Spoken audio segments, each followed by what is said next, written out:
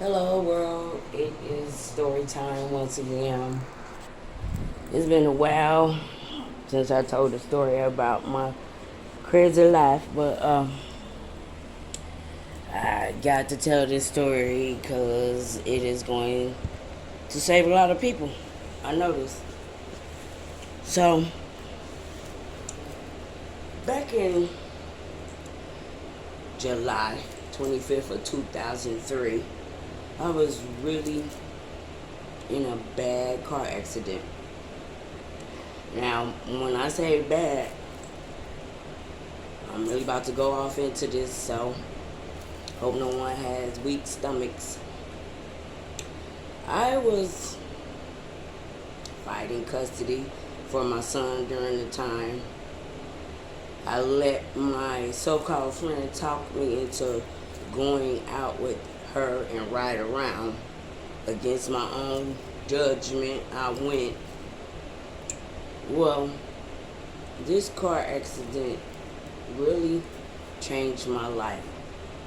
And now I see it's for the better. At the time, I thought it was for the worse. But mind you, I was in a car that was going 133 miles per hour down the street we have here in Dayton called Gettysburg, a very popular street. I was in a drop-top Mustang 5.0.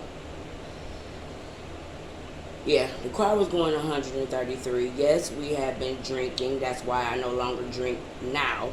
Besides every great blue moon, I'll have a glass of wine. But anyway, back to the story. At this time, I was drinking 1800. So I had me and my so-called ex-friend. I won't say her name, but she know who she is. We was in the car. Me and her split a bottle of 1800. I had ate some sour and salt and vinegar chips because I didn't have lemon and salt.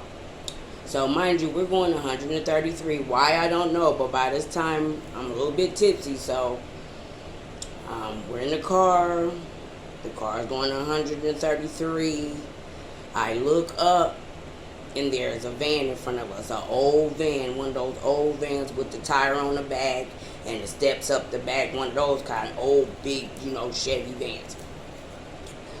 So when I look up and see us about to smash in the back of this car, I look over at the guy that was in the back seat with me, a little young guy that had graduated from Rice State with honors. I didn't know at the time. No, this was not my boyfriend. No, I was not messing with this child. We were just riding together. So I looked over at his face, and it was just like pure terror. And I just closed my eyes and said, Lord, let it be your will. And the next thing I remember is waking up underneath a billboard. Okay, so what happened was the driver tried to turn the car at it going 133, lost control. We pivoted off the sidewalk, pivoted off a wood plank up in the House of Wheat. That's where we crashed at, House of Wheat, and that's a funeral home on Gettysburg. We pivoted off the wood planks, went 19 feet in the air.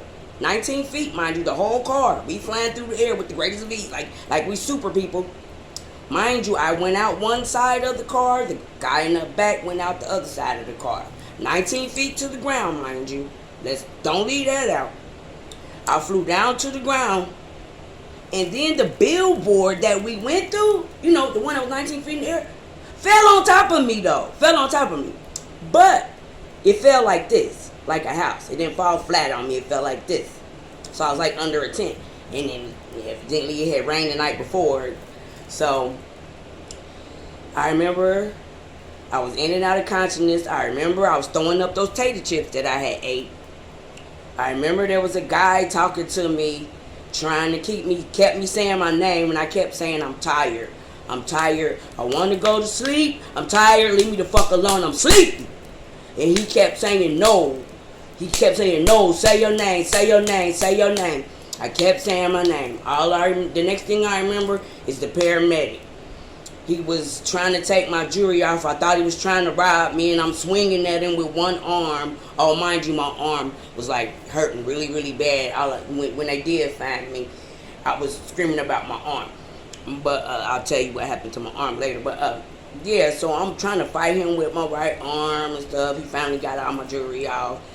Next thing I remember, I woke up 3 days later. Well, I was in a coma, a drug-induced coma for 3 days.